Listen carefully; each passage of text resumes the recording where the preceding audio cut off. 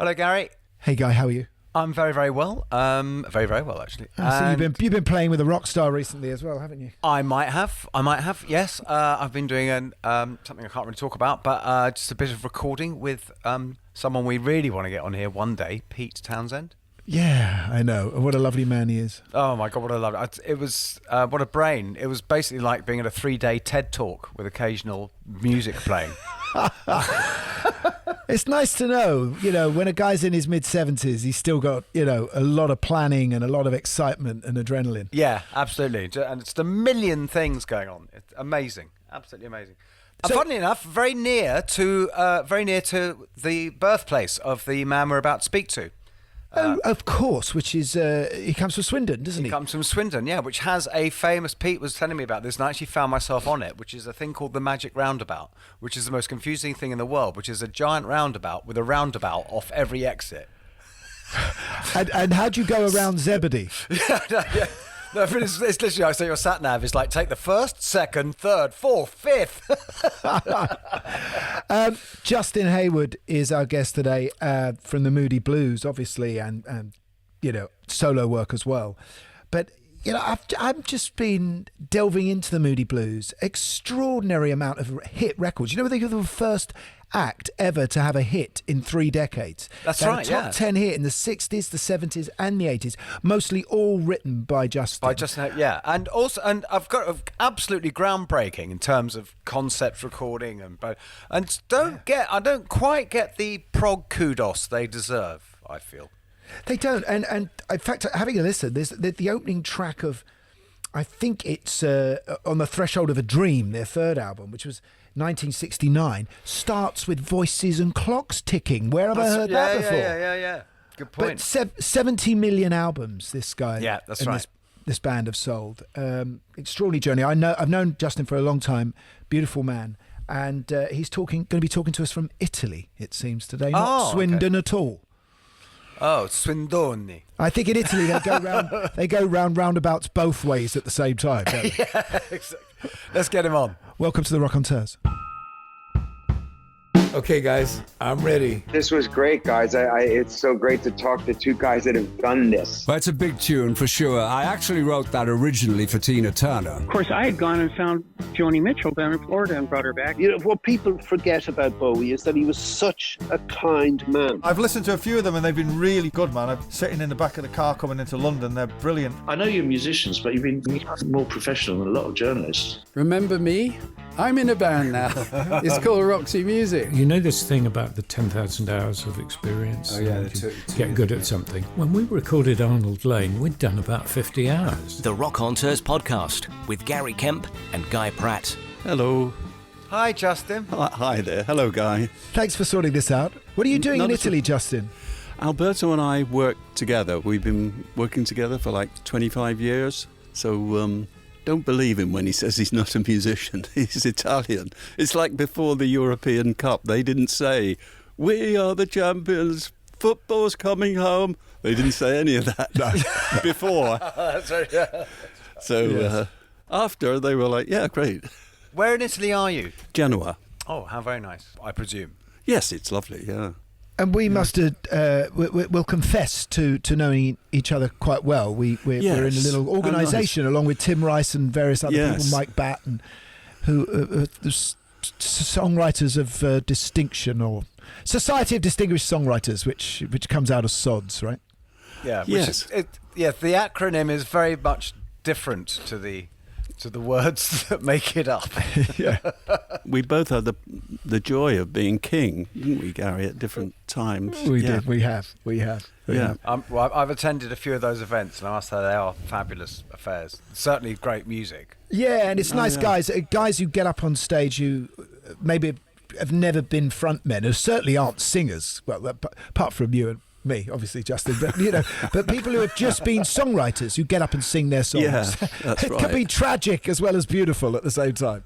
Yeah, you should never really follow one of them, because it's so very touching when a writer who is not a performer does his own song, because it brings out something in the song. We practice it, don't we, you and I, so much that it's almost too slick. It's like, yes, and we're on and we know what we're doing. But when there's a doubt about it, that people are kind of worried about it, it's so beautiful. Yeah. One of the guys who's part of this is Marty Wilde, and what I didn't know before I started researching you is that's how you started. You were in Marty Wilde's band. Yes. So when I left school, my parents were both teachers, and they wanted me to get my 5 O-levels, which I did, and then I was answering ads in the Melody Maker. Routinely, just firing them off to everybody, and I remember this one ad. It said "Name singer looking for a guitar player," and I was working in an office in Swindon for about 3 or 4 months, and I had a reply from somebody, I can't remember who it was, for me to go up to Blackheath in East London. And, hang on, wasn't it Eric Burden from the... No, that's I think that was the next one. I jump ahead. I know, it's ridiculous. That's right.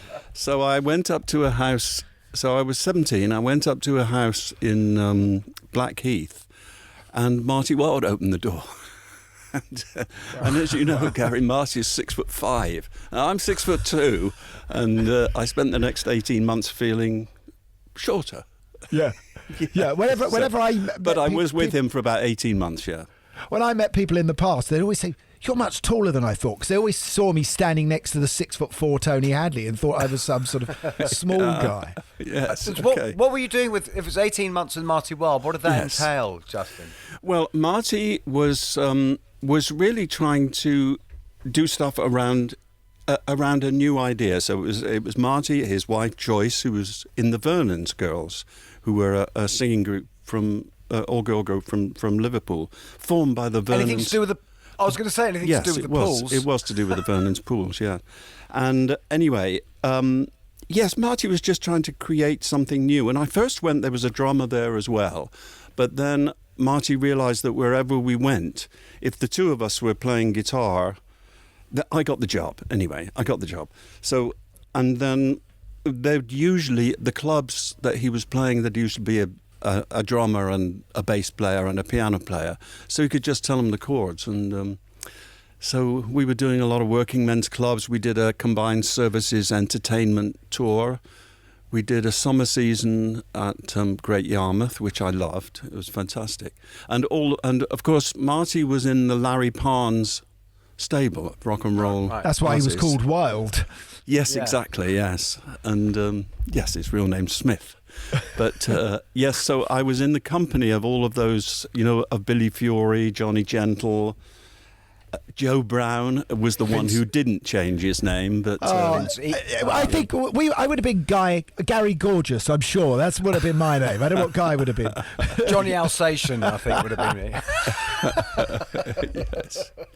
Yeah, it was brilliant. Anyway, to be around that office and in near Marble Arch, and I met Danny Williams as well, who did that wonderful version of Moon River. He was also in that stable and of guys. And how long had you been a guitar player for, Justin? What have been your ambitions?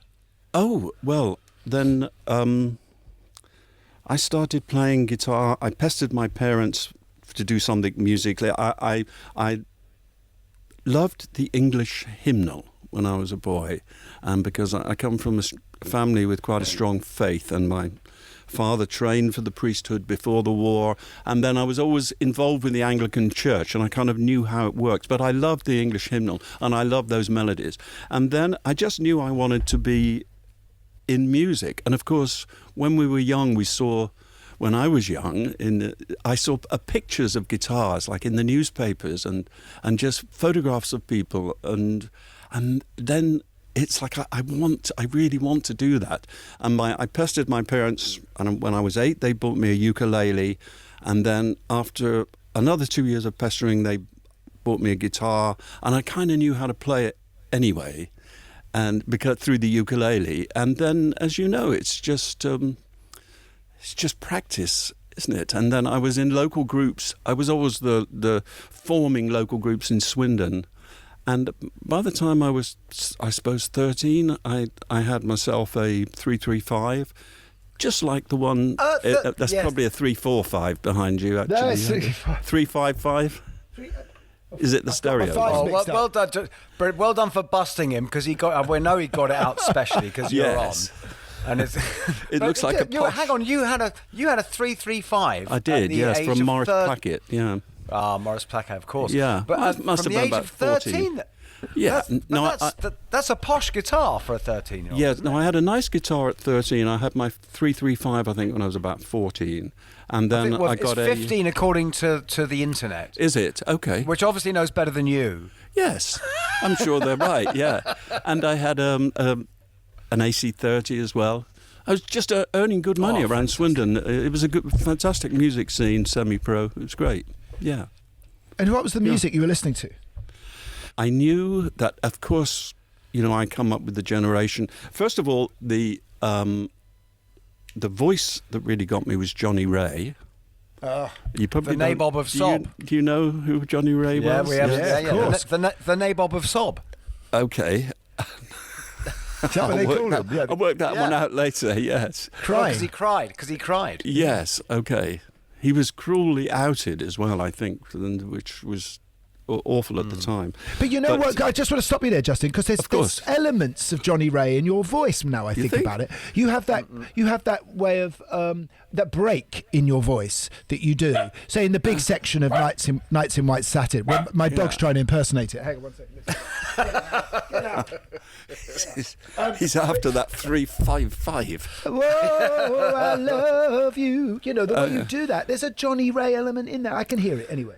Well, and then, of course, Elvis. I knew I couldn't be Elvis, but when Buddy came along, I knew that was what I wanted to do, and so Buddy Holly was just my complete hero. Yeah, and the Everleys too. But it was very difficult getting hold of music. The Light program didn't play very much. Luxembourg, me and my brother in the bedroom with the little crystal set trying to get it at certain times of night. It wasn't very easy to source, really, and we couldn't afford records.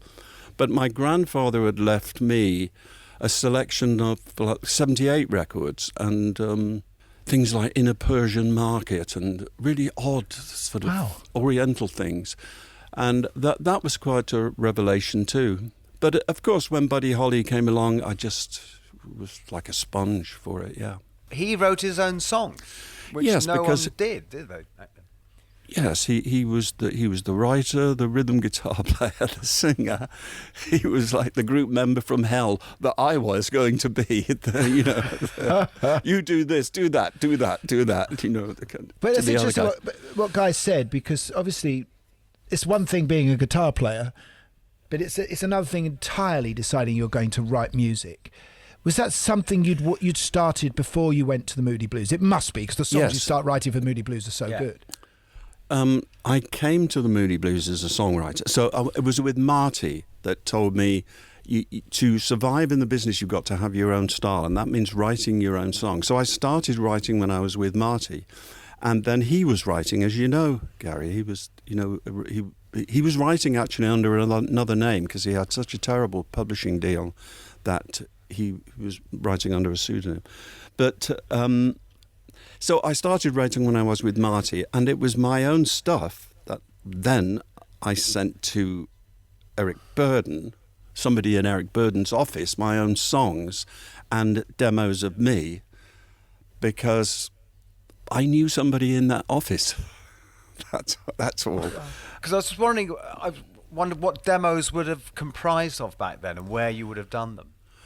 I did some things a couple of things at Regent Sound, just little places around Denmark Street. But being the wonderful thing about... So you're in London by this, but you haven't moved to because I was with Marty. Yeah. Marty was London, West London, East London, West London. That was it. There was 17. I was East placed. London, West London. Yeah. I left Swindon. I was in London. That's it. I wasn't going back to Swindon. Okay. I have been back to Swindon a couple of times, but not to live. he got stuck on the roundabout and ended up coming home. Yeah, I was in Swindon last weekend, funnily enough, because it has that magic roundabout, it's called, on the edge. Yes. Which is a roundabout surrounded by roundabouts. Which Yeah. you can actually... He's looking confused, Guy. Yeah. No, I'm not. I know exactly the magic roundabout. But I was there 2 years ago with my own little solo group, and a guy came up to me and he said, "I never used to like you, but you weren't bad tonight." I thought that's a compliment in Swindon. Well, it's all right if it's that way round. The worst is when it's the other one. You used to be great. Yeah. Do you know who I was? I was very lucky. Swindon was a fantastic musical scene in those days, in the 50s and early 60s. It was brilliant, and I got to play in the local bands at a place called McIlroy's and the Locarno in Swindon, and supported all of these people, opened up for all of the great acts. So I saw all of these early 60s acts coming through. It was give us some names. Joyous.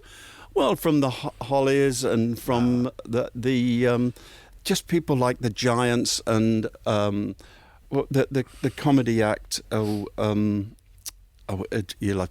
put the penny in at the top. It'll take a while to come down through the machine. Yeah, just a bit. Baron Knights. Exactly, the Baron Knights. Every couple of months, the Baron Knights would come round, and Brian Poole, tremolos, that kind of stuff. Were the Moody Blues someone? Because obviously Go Now was a massive hit. Yes. You weren't on that record. You weren't in that band. No. So Logie weren't in that band. The concept of playing, of being asked to join a band older than you, super successful. Yeah. That must have been quite extraordinary for you. Well, it was super successful with one record. Right. That the managers who'd put the group together originally, it was like it was a boy band, the Moodies. It was picked by a couple of managers and a finance guy in Birmingham to put a group together that looked nice, that would be good, and around Denny Cordell, the record producer who had the song Go Now, which was a Bertie Banks song, Bessie Banks. Betty Banks. Yeah. But it's funny because the first Moody Blues album doesn't even sound like sort of Go Now. Most of it's real rinky-dink R&B. Yes, that's right. That's right. So after Go Now, Denny, it was kind of done. It's done, and Denny left, and so this is Denny Lane who ended up playing with Wings. Yep. Yes, Denny Lane left. He left with a wonderful song which was called "Say You Don't Mind." But that was why he left. He thought, I can do this better on my own, I think. Say You Don't Mind, that one. Yeah. I don't know. I don't know whether he thought he could do it better on his own, but he was right. And so he left, and Clint Warwick, the original bass player, had also left, who just didn't want to do it. Wasn't his real name, Clint. Clint Warwick was not his real name. Had an extraordinary bass style. He strummed it like a guitar. Yeah.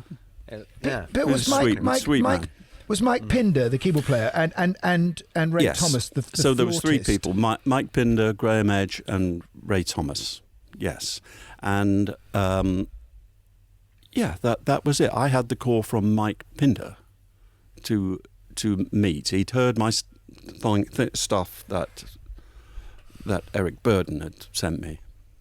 And what were those songs be? Were any of the songs that you sent in things that ended up being Moody Blues? There was one song which was called "Fly Me High," that silence that you wouldn't have heard of, but that we recorded before Nights. Yeah, but I joined a group with a debt to the Decca, because the guys who formed it, the manager type financial guy, had run off with all the money. So Mike, Ray and Graham were after I'd got to know them for about a week, and it's like, right, there's no money, but we have a debt to Decca, which we had. So that was the situation. Which you've just taken on. Yes. me and John have I didn't know John either. All the others were from John Birmingham. Lodge. All the others were from working class families in Birmingham. I was from middle class socialists in Swindon, and they were from working class conservatives. That's the way life is, Yeah. Must have made for a lively chat in the van. Life was wonderful. Early days of Twitter. Life was wonderful, because you could have philosophy differences when you didn't have anything. It didn't make any difference. Your philosophy of life could be completely different and wonderful, as long as you didn't have anything. We were in the van together. How old Do you know are what I mean? I think absolutely. Yeah. How old are you at this point, Justin? Not now, I mean then. Yeah, then. Yeah, right now. At this I was 19. So what you're about to make is, and I think we should just kind of explain it slightly to anyone who doesn't know the album, is you're about to make an album that is so extraordinary that is going to completely change the landscape of music. Invent prog concept albums, if you like. This album, Days of Future Past, which to this day is just one of the most extraordinary pieces of work I've ever played as an album. And it was full of orchestrations and storytelling, and it was a concept album as well. How did all of this begin for this boy who joined? Well, I know, Moody Blues? it's because there's also one particularly interesting angle to do with Decca on this, isn't there? Well, Decca were actually they were run by elderly gentlemen, headed by Sir Edward Lewis, and they had a consumer division as well. So they had made stereo units, and if anyone of my age remembers driving down the old A3, they used to see Decca, the amount of real estate that they owned, pressing plants and everything. And of course, they had the second largest classical catalogue in the world, Decca. But we also had a debt to them, so they had a call on us. Really, they didn't think much of my songs pre Days of Future Past, but then they asked us to do a demonstration, to demonstrate stereo, to do a demonstration record of stereo. They wanted to demonstrate that stereo could be as interesting for rock and roll as it was for classical music, which they really monopolized, apart from Deutsche Grammophon. Deutsche Grammophon and Decca were the two that owned all the great masters of classical work. And so they wanted to sell their own equipment, honourable purpose, and to try and get people who bought rock and roll records or pop music, which was confined totally to mono and to a dance set. It still stayed confined to a dance set for me until about 1970. But to demonstrate that stereo could be interesting for pop and rock and roll, So it had to be an audiophile record. It was because it was a demonstration record. Yes, so it had to demonstrate. Which meant it was whatever it was going to be was going to have to be fantastically produced. Yes, exactly. So that's quite a nice place to start from. Yes, of course. I spent. It's like Gary knows that Barry Mason used to say. If I'd have known how wonderful the last 60 years would have been, I'd have enjoyed every moment, but as it is, it's stress all the way.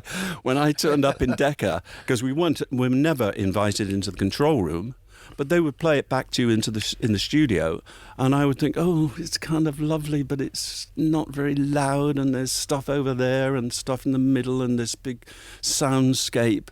And what I really wanted in my heart of hearts was to do a thumping mono record. But Decca weren't interested in that. So Peter Knight was the guy who did all the orchestration for this album, and and Mike Pinder, your incredible keyboard player, who's one of the first people in the world to own. One of the first to own a Mellotron. He worked at Mellotronics. He worked at Mellotronics before he was in the band. In fact, he introduced Paul and John to and got them to buy their first Mellotron, which they used on Strawberry Fields, etc. Yes. We were able to just nip down the road from Broadhurst Gardens to Abbey Road when we wanted, and particularly Mike, because they had a few things in common, substances and all sorts of and equipment and stuff. Had a few things in common. Yes. But it's funny because you had the Mellotron, which became a real thing for you. The Mellotron was what the instrument. But you actually had access to a real orchestra, because some of the orchestral stuff on Days of Future Past is extraordinary. But there's one bit which I found, which I think in the lunchtime section, where you suddenly go into this piece of music which sounds like it's from a travelogue or a newsreel or something. Oh, yes. It's like, you can imagine a voiceover going, well, here's a crew who like things ship-shape and Bristol fashion. Exactly. Yeah. What the original meeting was with an exec that they had called Michael Dacre Barclay, and he was very posh, and his idea was... Dacre Barclay, yes. And his idea was that we should do a rock version of Dvorak. That's right, yeah. And the real orchestra, with Peter Knight, who they also had on contract, would do the real Dvorak. Peter Knight came to see us so that was suggested to us, and we were like, okay, whatever. And so Peter Knight came to see us at the 100 Club in Oxford Street, and we saw him the next day in the pub just up from Decca on the Embankment, and he said, you boys are never going to get this Dvorak thing together, but your songs are great. And what if we just take your songs and I take those themes and we make them into something? And the executive producer, who was called Hugh Mendel, Huge Muddle we used to call him, but he was a genius. Look up Hugh Mendel, you'll see what he did. It's a genius and a lovely man. And he sort of went along with that idea. So we recorded all our songs in about 2 or 3 days, I think, in sessions, just simple 4-track, maybe bouncing to another 4-track. And the orchestra was done in one session. The whole record was done in one session on a Saturday from 10 till 1. Wow. And they broke up because all of the classical musicians knew that if Peter Knight was doing it, it was going to be lovely. So they all behaved and they all played the parts exactly as he'd written them. And that was it. I was the only one of the group that was in the studio. I'm not saying I'm the only one who bothered to go, but I was the only one who went on that Saturday. And they did it. They did one complete run-through. They did a practice. They did a complete run-through. They had a tea break, and then they did a take of the 47 minutes, and that was it. I have to say, one of the greatest songs ever written, and it's been a real joy listening to it again. You know, Nights in White Satin is just incredible piece of work. Funnily enough, when I was a kid, I always thought it was spelt Knights, because I envisaged these knights wearing white satin, but maybe that's just me. No, it was me as well. I was hoping there'd be a double. Yes, right. of course. If you look at the front of the album sleeve, yes. Because I hate to jump ahead, because didn't you appear in The Simpsons, but you were called the Satin Knights? Yes, we did appear in The Simpsons, yes, and we were called the Satin Knights, and we were on the poster. We were supporting the Moody Blues, yeah. Yes, it was fantastic. That was an interesting thing. To be in The Simpsons, by the way, is the one thing that, hallelujah, it's life-changing. But for these boys in the Moody Blues, you're a gift from heaven. This 19-year-old kid arrives and he's written Nights in White Satin. Just talk us through that writing process. Yeah. If you can remember. Yes, well, it's a funny thing. It's the same for you, both of you. Things happen in your life, and you're asked to remember about 4 minutes that happened to you 60 years ago. And I don't know whether I don't know what I know anymore. But Mike Pinder was a great writer. He was a great writer and a great rhythm player. And of course, he got the mellotron. He wanted to use it. He was a piano player. He realised that wasn't going to work. We all knew we couldn't sing rhythm and blues once Denny had gone. So we were just doing something different. We were doing our own thing, getting our own following by the time Peter Knight had seen us. And then Mike had written a song called Dawn is a Feeling, which I really loved, and he asked me to sing.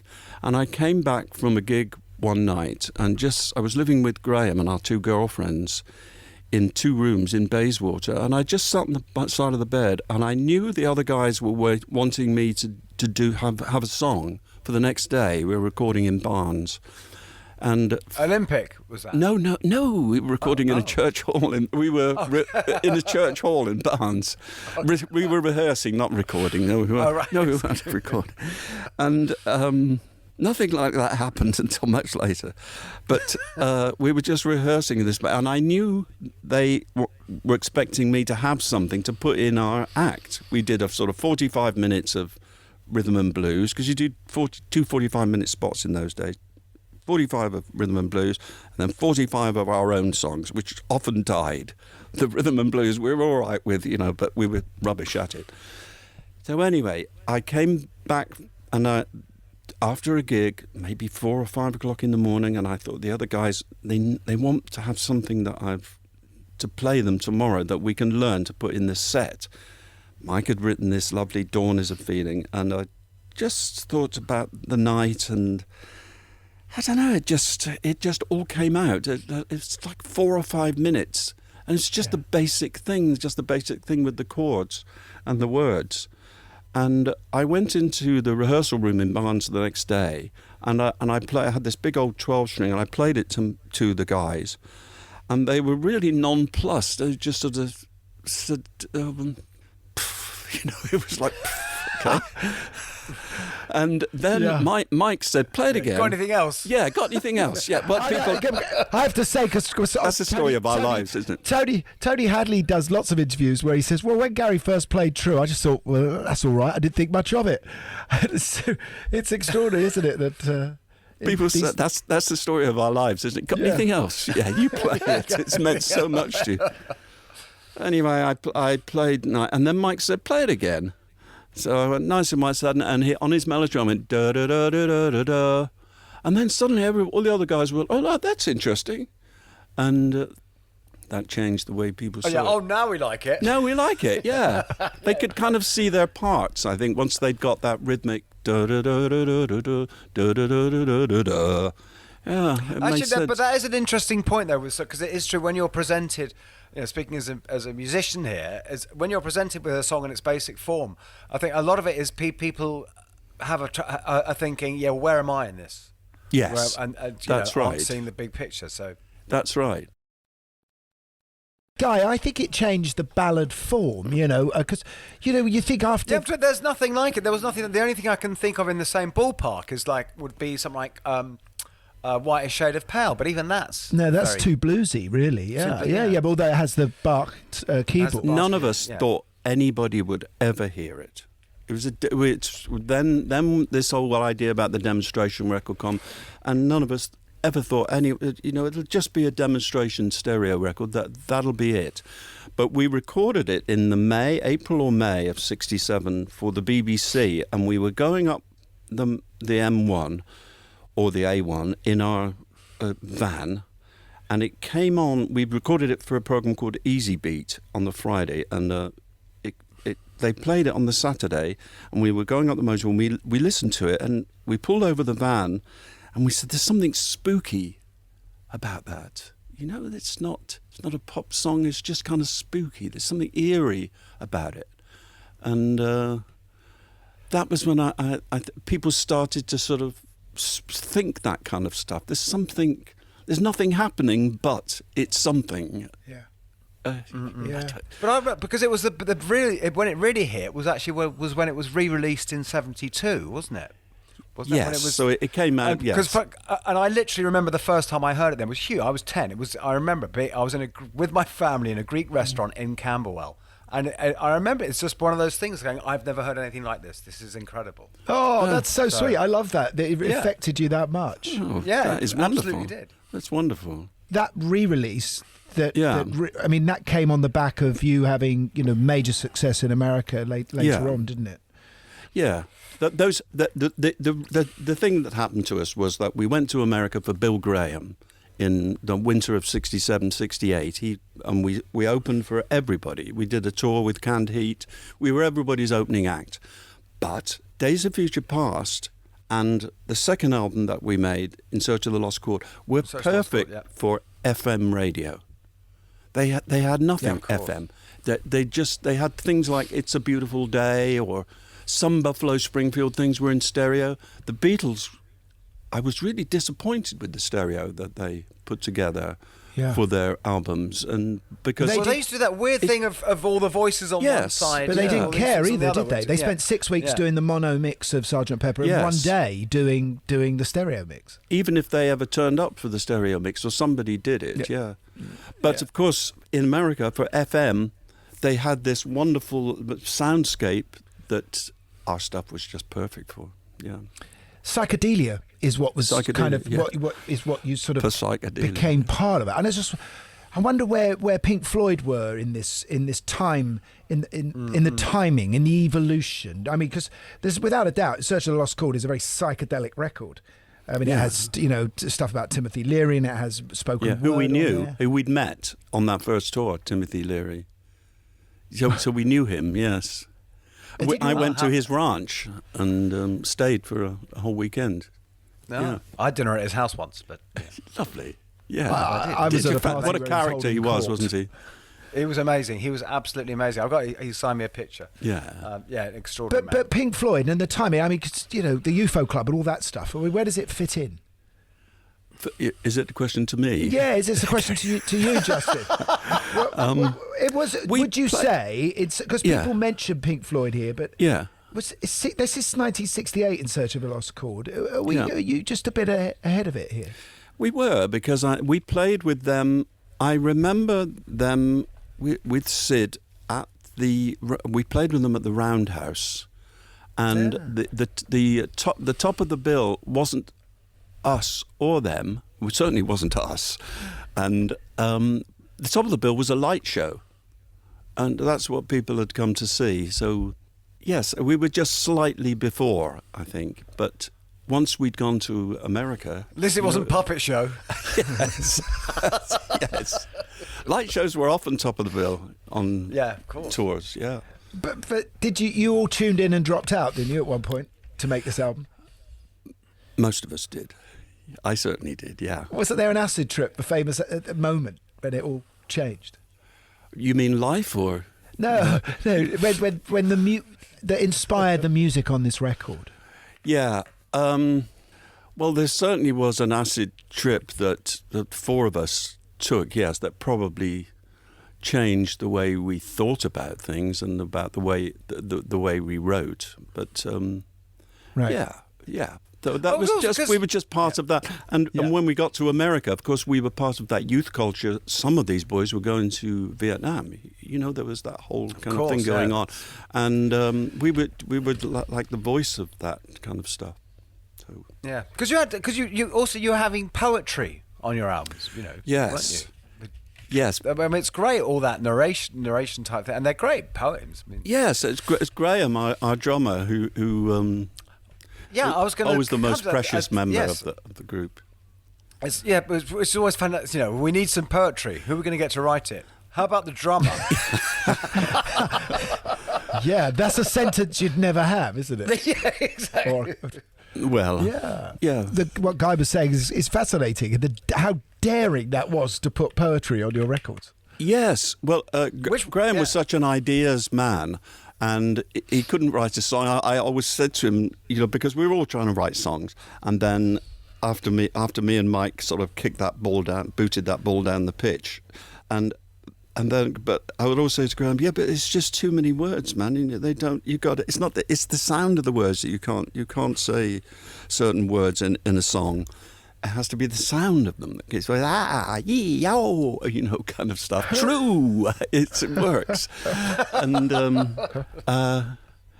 so they wanted some kind of Decca wanted some kind of way to link all of those songs together on Days of Future Past, and Graham came up with that. Breathe Deep, The Gathering Group, and it was absolutely beautiful. Mike Pinder said it. He sang it. He said it lying on his back in the dark in the studio. And it was fantastic. He had such a beautiful voice, speaking voice. I used to call him 007 Pindy because he'd convinced me to do the most ridiculous things.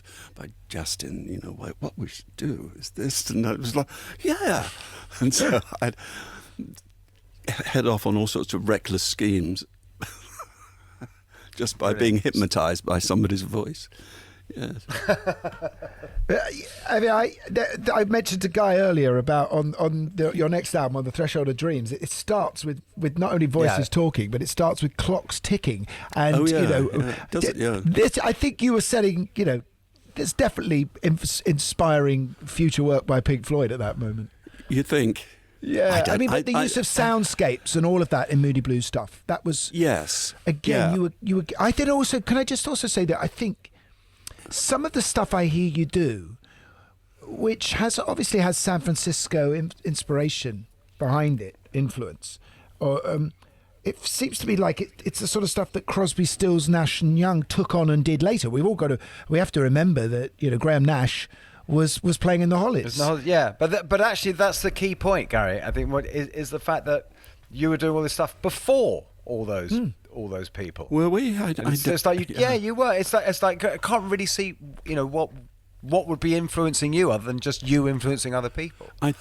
Frankly, okay. It was just that we were such different people, and I think we had such different philosophies of life. I come back to that, and we were trying to express those in a way, snobbish and all sorts of annoying philosophies that we were putting forward, and psychedelic philosophies, and we were on a kind of search for some kind of enlightenment. Yes, it was a search for enlightenment personally, and in our own lives. Some of us. Meditation was something you did as well. Yes, we did that with the Mauritius team. Yes, with the TM team, at a lovely house that George had bought for the Transcendental Meditation. It was in the back of Eaton Square somewhere. Gorgeous place. Yeah, you had to give them a week's wages to get here. What's interesting is that you be enlightened. You all seem to write separately. There wasn't very many times when you obviously wrote most of the hit singles, so let's just say you were probably the best writer in the room. There didn't seem to be any kind of teaming up. You just brought your songs in, but there was still what they all made up. What was the Moody Blues sound? Yes. That's right. I can't deny that there was a kind of quota. You could only have so many, and then you have to let the other guy do it. And we all had different ways of doing it. I always wrote at home, so I always knew what I wanted. That's why, it was. I wouldn't like to be on a session with me, because I'm going to say, you play that, and you do that, and that's it. Whereas the other guys would have a bit of a song where I'd say, why don't I do this? And it's like, oh yeah, that's great. And why don't you do that? And you'd struggle to kind of build it up. So it was just a different way of doing it. Me and Mike would always have songs prepared. It was just the way, as boys, I suppose, as a 17, 18-year-old, that's just the way I knew how to do it. I didn't want to take anything. I didn't want to take any chances in the studio. Yeah. Whereas some people can do that risk, can't they? Both of you know so well that some people will have a scrap and expect everyone else in the studio to build it up. And that's a great way of working too, because it brings out some brilliant pieces of arrangement. But did that must have happened to you occasionally? Surely someone must have brought something to the party that you weren't expecting. Or Mike, yeah, it did, in every way. And a flute. You have to try and incorporate a flute all the time. Yeah, and listening to the early stuff, and with the flute and with the 12-string guitar, you now know where Genesis came from. Do you? I don't. But honestly, there's not lots of credit. I don't shadow think so. of a doubt. I don't think anybody was listening to us. I think people like Jethro Tull and Ian Anderson and Peter with his flute. There's a sort of pastoral quality to what you were doing. Yeah, inspired. Yeah. Maybe it goes all the way back to your hymnal. Maybe. Yeah. I'm not sure we were that influential. I'm not sure that we can take credit, really, because we were always sort of fourth or fifth on the bill, and in those Melody Maker year things, best of the year, we were always like about 6 or 7 people's favourite group. But it is quite funny, Justin, that perception of the Moody Blues, and I know it's something that. Considering the stuff you were doing was incredibly psychedelic, was very revolutionary and sort of conceptual and doing all that stuff, and yet the perception of you as a band is something a lot more mainstream than, say, the Genesises and the proggy bands of the time. Yes. I was wondering why that was. I think that maybe have something to do with, in the 80s, we just changed, and Mike had left, and then Tony Visconti became our record producer. And I did what I'd really always wanted to do, was to make pop records. And that, I think if we'd have just stayed if we'd have finished in 1973, we might have been in the Rolling Stones charts of good groups. Because we didn't, because we had hits in the 80s and the early 90s, it was like, oh no. Well, I mean, hang on. Let's just give you credit. Whereas you had 4 UK number one albums, 2 US number one albums. I think really probably what Guy's talking about is because you could still write a hit record. So that was a period when it was the cardinal sin. Which is the cardinal sin. Exactly. You could go on top of the pops. You could go on Colour Me Pop. You know, you could make a concept album, but there was always pretty much a Justin Hayward track on there that would be a hit record. And one that you wrote later on, which is we have to talk about, which is one of the great records, is Question, which came on on a later album. What year was Question? 70, wasn't it? Exactly. 70? Yeah, 70. And what it does is it shows off your phenomenal guitar playing, which I can hear also on that great track on a previous album called Gypsy.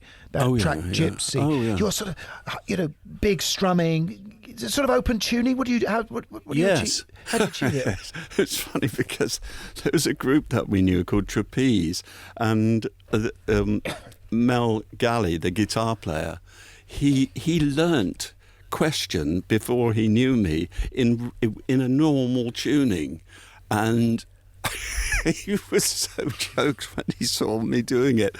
That's so fucking easy, because it was just an open C tuning. Yes, I had the night before. It was one of those things. Justin will come up with something.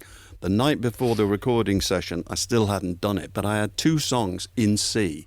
And I had this big old 12-string, and I tuned it to that open C tuning, and off, I put the 2 songs together, and off we went. I never expected anybody to pick up on it or like it, but so one was up tempo and one was up tempo and one was slow. There was a ballad and an up tempo thing, and neither of them were finished, but they I just put them together, and it was like, and again, that's revolutionary for a single back then. This is years before Bohemian Rhapsody. Yeah, I suppose so.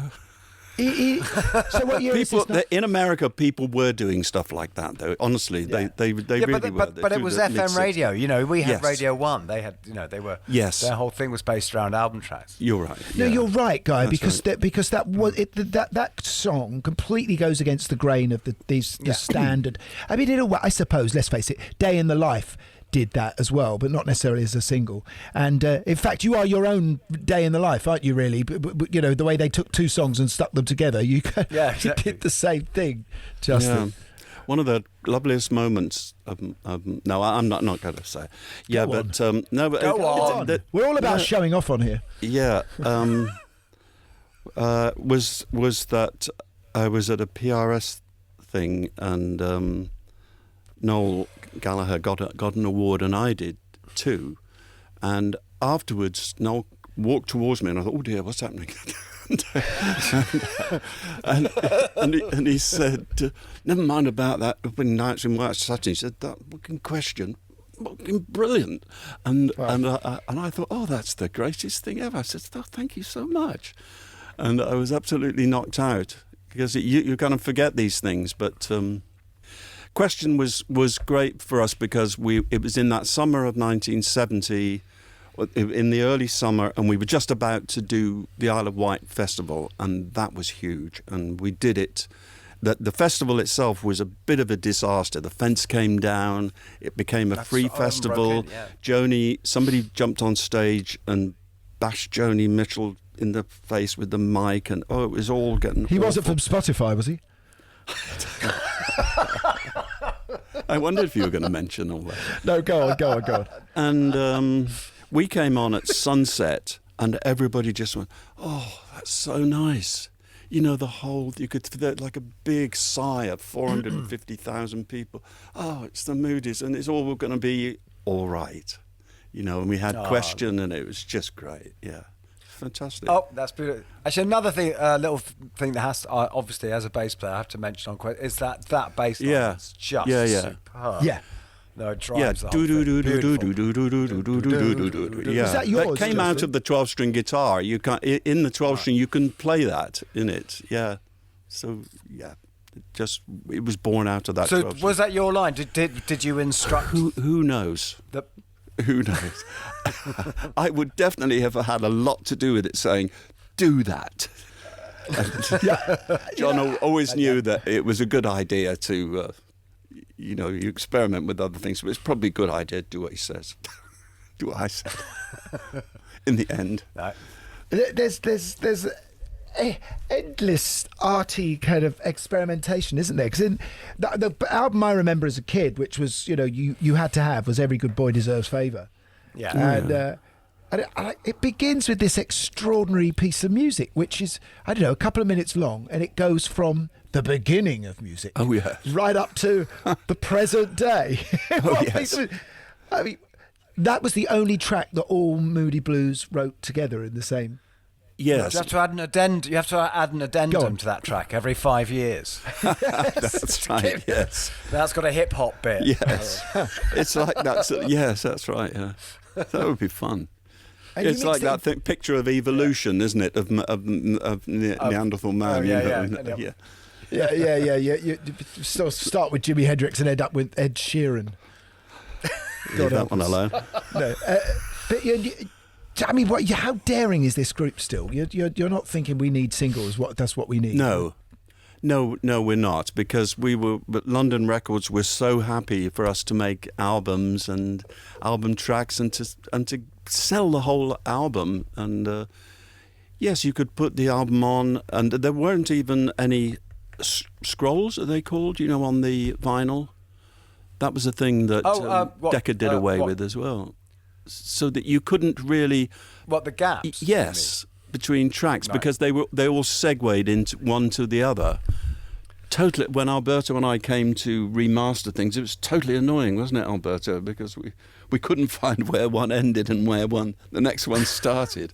We had to remaster it recently. We went back to the 4-track of a lot of things, didn't we? Of the original 4-track. That was quite interesting, wasn't it? How we did that. Yeah. Anyway. Yeah, and that's a problem with CDs, wasn't it? Because CDs had to have tracks. Yes, exactly. They had to have a registration place on it. Yeah. Justin, let's talk about you and your relationship with John Lodge, the bass player, and because you went on and you formed a band together in a sort of hiatus of Moody Blues, and he kind of just say John Lodge doesn't get the credit he deserves all the time, does he? I would go along with that. Yeah. Great bass player, but great and a great songwriter as well, because he wrote I'm Just a Singer in a Rock and Roll Band, which is one of your big hits. And that same kind of bass lick as well as Question. Yeah. But that was great a great stuff. song. Yeah, but the Blue Jays album, what I loved and I didn't know is the Blue Guitar, which was a big hit. I remember has 10cc as your backing band. Yes, it's only 10cc on them too. I recorded it before Blue Jays. That's all you need, mate. You don't need anything else. What? That's all you need. You don't need more. Yes. You say it's only 10cc. Yes. Yes. Well, it was a single-tracked 10cc. Yes. They were called. I think they might have been called Hot Legs at the time. Yeah. Oh, is that when they were still the sort of doo-wop? It was recorded before that. Yes, and I had it in the can, that song and that track, and then before the Blue Jays album, and it was only after the Blue Jays album that Decca desperately wanted a single to follow up the Blue Jays album, and then we put out Blue Guitar. Yeah. But hang on, it's Graham. Wasn't that album originally going to be? Was it with Mike or with something? It wasn't going to be with. John. Yes, when we came to the end of a long tour in '74, and I kind of knew that the whole thing. We were drifting apart. Nothing was said that couldn't be unsaid, thankfully, but I knew there were just no plans made, and that's always frightening in a group. Both of you know how frightening that is, isn't it, when there's nothing in that date book. That or a pandemic. Yes, yeah, who knew? Yeah, a guy across the street from me, I remember when that started, he shouted, hey, and I was like, me? Yeah. He said, how long do you think this is going to last? It was on that first weekend in March, I said, I'll give it 2 weeks. And I've seen him just like, arsehole, told me 2 weeks. If the pandemic strikes, find someone in a rock band to tell you how long it's going to last. Yes. That's right. Yeah, so at the end of the tour, I knew that Mike wanted to do something with me, and he was living in Los Angeles, and so I got together with him, and then Tony Clark, the producer, turned up, and with John, and this is just these things are car crashes, aren't they? So everybody has a different opinion of what happens. Gary, it's the same for you in a group. Everybody has a different story. They do, and a different lawyer as well. We never had different lawyers, but I know exactly what you mean. It's a different story. But when Tony and John turned up, Mike took me in the kitchen. He said, I don't want to do it like that anymore. And I said, well, I haven't got the courage to kind of say. He said, well, I'm out. I'm going to do something else. So that was that. And then John and Tony and I came back to England and we did the Blue Jays album. So, and that was nice. We had formed a great group and the whole thing could continue. But straight after that, I realised what I wanted to do was just do my own. I was kind of doing my own things anyway within the Blue Jays records, because there was other musicians on it that never worked with. But what's extraordinary is Mike Pinder. He never came back to music properly, did he? I mean, no. He's dropped out. And No. He's still around. He's 80 now, I think. And I think so, yeah. But yes, that's right. given what he didn't, because Patrick Moraz took over from. Patrick came in for 10 years and played some wonderful stuff. Yeah.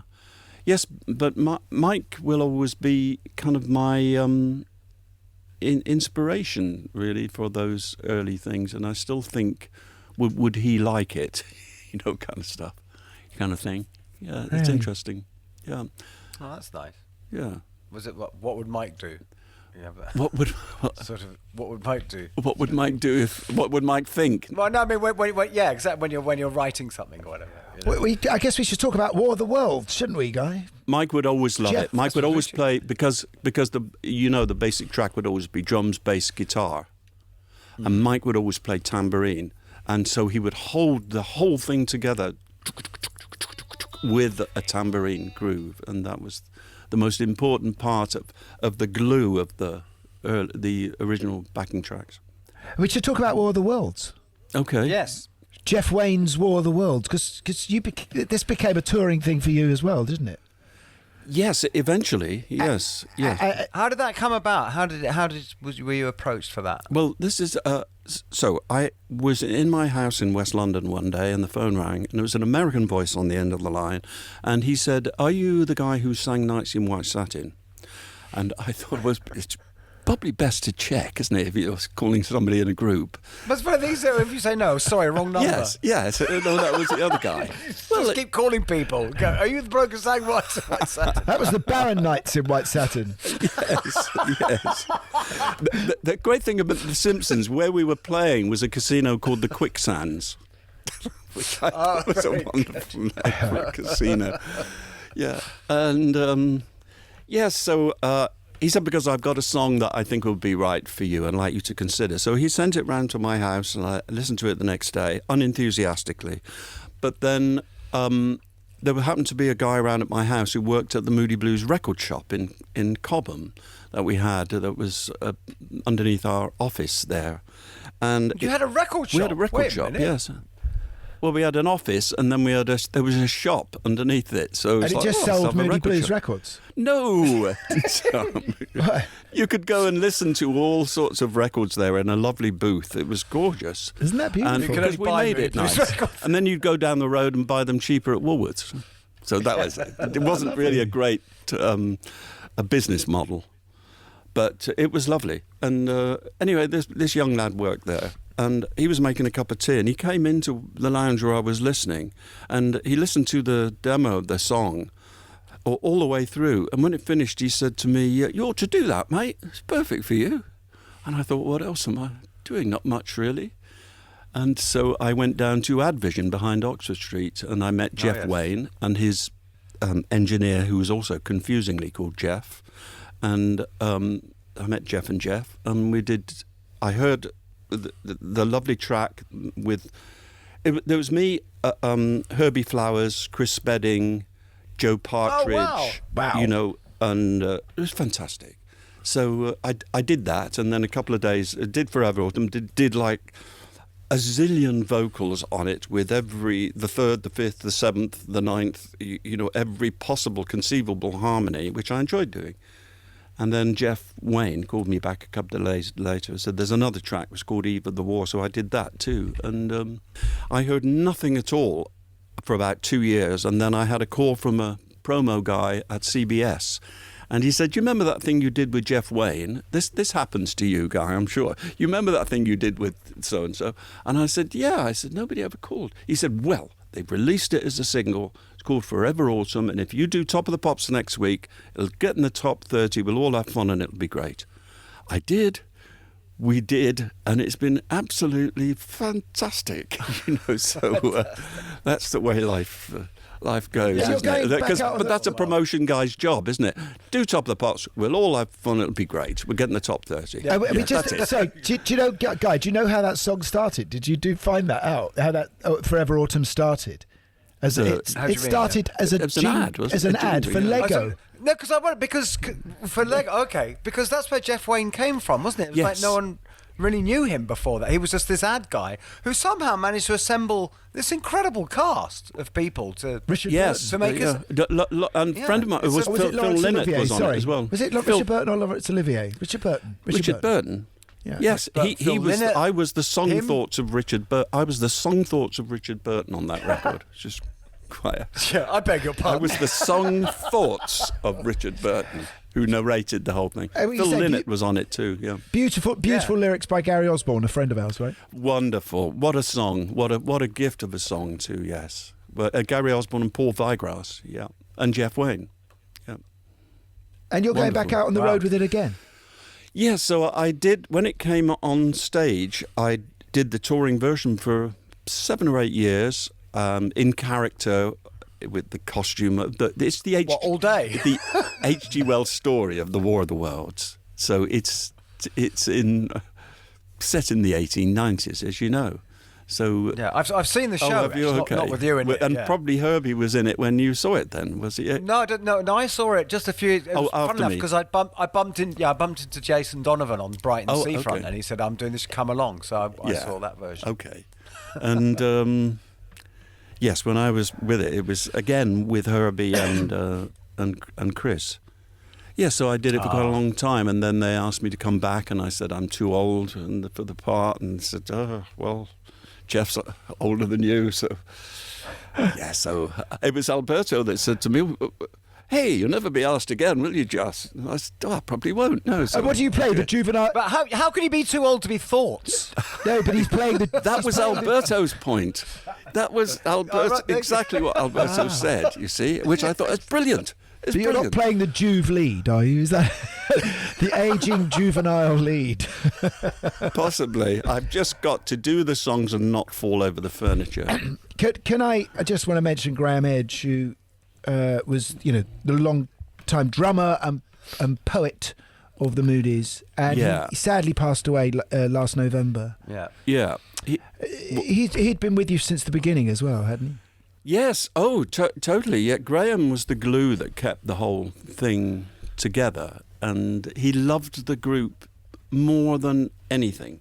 While the rest of us were moaning a lot of the time, particularly me, thinking this is rubbish. This is a dump. I spent my life playing basis. I thought this is a dump, and then, like I said before, it's 50 years later, you think, oh, it was all brilliant. But Graham just kept he loved the group so much that he kept the whole thing together, and when he passed, it could never really be the Moody Blues without him. And I knew he was, a couple of years ago, he came to me and he said, "Just, I think I'm done, I think I'm retiring." And I said, "Well, when you go, I'm going to, because, yeah." It was so lovely. We both remember how it was when it was just fantastic.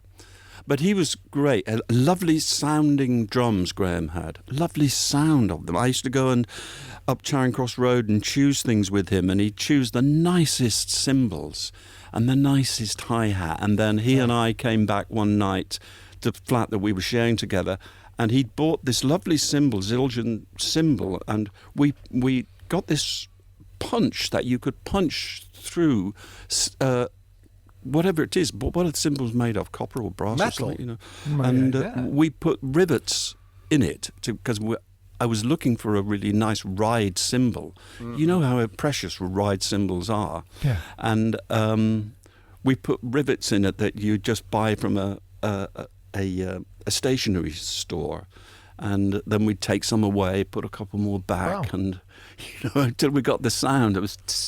That's amazing. That's called a sizzled cymbal, isn't it? And now you can buy them. Okay. You could buy. You invented the sizzled cymbal as well. We some jazzer did it. Yeah. More to the point, why did you have something that could punch through brass? Were you planning a bank job or something? We were making a ride cymbal. Yeah. So when was the last time you actually played with the Moody Blues officially? I think that was, it was just before, the end of 2019. Yeah. Wow. Yeah. So it's solo work for you now, Justin, obviously? Yes, I was lucky enough to do a tour last year, 2 months in America, and I've been... you got the window. You got in the window then. I did, September, we October. kept missing all the windows. Oh, did you? Yeah, that's right. Yeah. Yes, I did. I got those gigs, September, October last year. Yes, and just absolutely brilliant. America, fuck yes. Sorry, Ben. And is that... Sorry, go on, Guy. No, I was just going to say, and is that what you'd like to... Is that what you'd prefer to do? Do you like just doing your thing, or... I do, really. I think I've just grown up I'm trying to have some dignity about things and do the songs that I've written in the way what I wrote, how I wrote it, kind of thing. Your legacy is incredible. I said to Guy earlier, you're the first band ever to have a hit in 3 decades consecutively. Is that right? Yeah. Surely not. Because a top 10. When I say a hit, I mean a top 10 in America. Because obviously, when you came back with that more electro pop sound. Yeah. Tony Visconti. Gemini Dream and Tony Visconti. Yeah. Whatever those. Again, you were having success in the MTV era. Yeah, we were. And we got Video of the Year once for a video called In Your Wildest Dreams, it was called. Yeah. In Your Wildest Dreams, right. Yeah. Justin, it's been a real pleasure having you on. Oh, my pleasure. My pleasure. Lovely to see you and be with you, yeah. No, it's been absolutely You delightful. too, Guy. Really big fan of you both, of course. Yeah. Great. Dear man. Thank you so much. Great pleasure. That was good, Guy. Well, he's one of those lovely, unassuming, sort of gentle people with a, whose manner sort of belies his history. Yeah. It's true, because the legacy is amazing, and they've just been inducted into the Rock and Roll Hall of Fame, and unfortunately, that was done with a huge sort of public outcry, wasn't it? But it was their fans who sort of who for years got to the point where people were just complaining. It was like they were being snubbed. That's interesting. I never knew that. Yeah, and it was so nice that it was done before Graham died, and what's great is this is a guy who goes all the way back to the beginning of British rock and roll with Marty Wilde. But yeah, absolutely, it's a real bridge stuff. Yeah. Well, listen, thank you so much for listening. We'll be back very soon with another episode of Rockonteurs. Anything else to say? We need to thank people, do we? We need to thank Ben, always thank Ben, and more to just thank you, our loyal, I don't know if you're loyal, but hopefully you are, listeners, and thank you, and keep leaving your lovely reviews. Well, I haven't actually read them for a long time, so I don't know.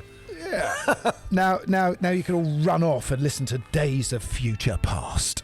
Yeah, exactly. Enjoy. Yes. Yeah, definitely go through it. It's a great dive to go through, especially those first 4 albums. That 4-album run is amazing. Absolutely. It's good night from me. And good night from everyone.